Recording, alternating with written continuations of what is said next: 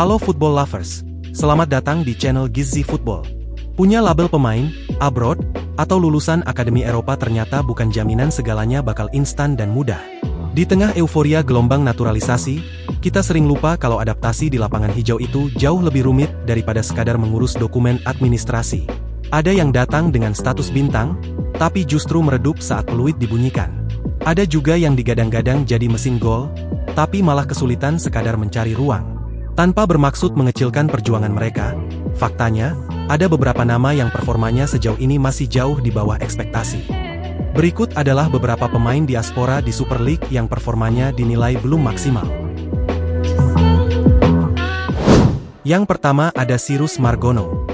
Cyrus Margono resmi bergabung dengan Persija pada 6 Februari 2026, tepat di hari terakhir bursa transfer putaran kedua. Ia didatangkan secara gratis setelah sebelumnya berkarir di Eropa.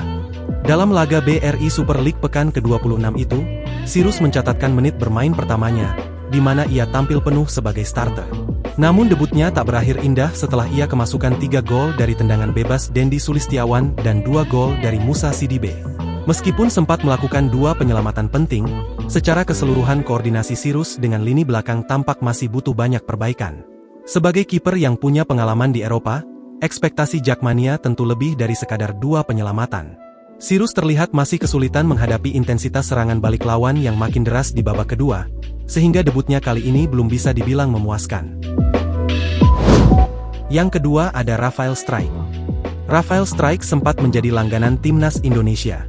Tidak hanya itu, Strijk bahkan cukup bisa diandalkan di lini depan tim merah putih. Keputusannya untuk bergabung ke Liga Indonesia musim ini jelas jadi magnet luar biasa bagi supporter. Datang dengan status pemain utama di timnas, ekspektasi yang ditaruh di pundak Strijk tentu setinggi langit. Namun, belakangan ini performa Rafael Strijk cukup mengecewakan. Jangankan untuk kembali menembus timnas Indonesia, untuk mendapatkan menit bermain di Dewa United pun Strijk cukup kesulitan. Dari 41 nama yang diumumkan oleh pelatih John Hertman di skuad timnas Indonesia kemarin, tak ada nama Rafael Strijk dalam susunan pemain di barisan penyerang. Padahal, Rafael Strijk hampir tak pernah melewatkan agenda timnas Indonesia sejak dilatih Shin Tae-yong dan Patrick Kluivert. Yang ketiga ada Shane Patinama. Pemain yang lama berkarir di kasta tertinggi Liga Norwegia dan Belgia ini datang ke Persija dengan reputasi sebagai salah satu bek kiri terbaik yang dimiliki Indonesia saat ini. Namun, kenyataannya, nama besar di Eropa ternyata nggak jadi jaminan Shane bisa langsung dominan di liga kita. Sejauh ini, Shane tercatat baru melakoni 4 pertandingan dengan total 54 menit bermain. Minimnya menit bermain Shane di tim utama Persija bukan karena kualitasnya yang merosot, melainkan karena performa impresif wonderkid Persija Doni Tripamungkas yang tengah naik daun di posisi bek sayap kiri. Kondisi Shane yang sulit ini makin diperparah dengan tekanan dari luar lapangan. Bek sayap timnas Indonesia itu belakangan menjadi sasaran kritik tajam dari pengamat sepak bola, Bung Binder, usai laga melawan Bayangkara FC pekan lalu, yang menyebut performa Shane jauh dari kata memuaskan. Yang keempat ada Jens Raven. Datang dengan status pahlawan timnas Indonesia di kelompok umur, ekspektasi publik tentu sangat besar melihat Raven bisa langsung nyetel dan menjadi mesin gol di liga domestik. Namun kenyataannya, sejauh ini penampilannya masih jauh dari kata maksimal. Raven terlihat masih sangat kesulitan berduel dengan bek-bek asing yang punya postur besar dan gaya main yang sangat agresif. Ketajaman yang biasanya kita lihat di level junior seolah menguap karena dia jarang mendapatkan ruang bebas untuk melepaskan tembakan.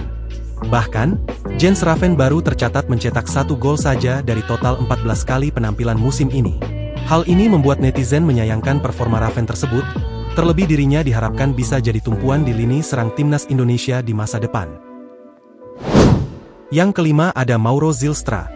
Datang dengan reputasi mentereng sebagai mesin gol di kompetisi junior Belanda, Mauro diharapkan menjadi kepingan puzzle yang hilang untuk lini depan Persija Jakarta.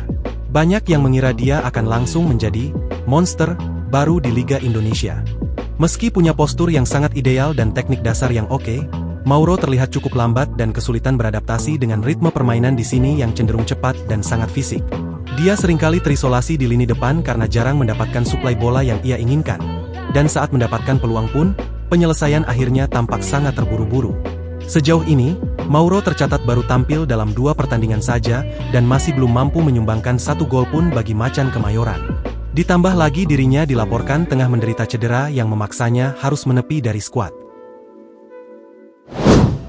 Yang terakhir ada Dion Mark. Sejak awal kedatangannya, Dion diproyeksikan sebagai investasi jangka panjang untuk memperkokoh lini pertahanan Pangeran Biru.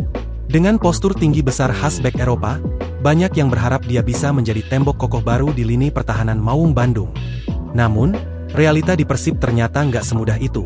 Sampai saat ini, performa Dion Marks bisa dibilang masih misterius karena dia benar-benar kesulitan mendapatkan menit bermain reguler. Dia seolah terjebak di bangku cadangan karena solidnya duet bek utama Persib yang sudah punya chemistry kuat. Sejauh musim berjalan, dia baru tercatat main sekali, itu pun cuma selama 4 menit. Nah, itu tadi rapor performa para pemain diaspora yang merumput di Liga Indonesia musim ini. Dari Sirus Margono sampai Dion Marks, rata-rata memang masih kesulitan dan belum tampil maksimal karena berbagai faktor. Mulai dari adaptasi cara bermain, menit bermain yang minim, sampai masalah cedera. Menurut kalian, apa yang harus dilakukan para pemain diaspora ini biar nggak makin tenggelam? Coba tulis pendapat kalian di kolom komentar ya.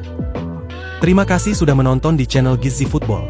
Jika kalian suka dengan video ini, jangan lupa untuk klik like, subscribe, dan share sebanyak-banyaknya.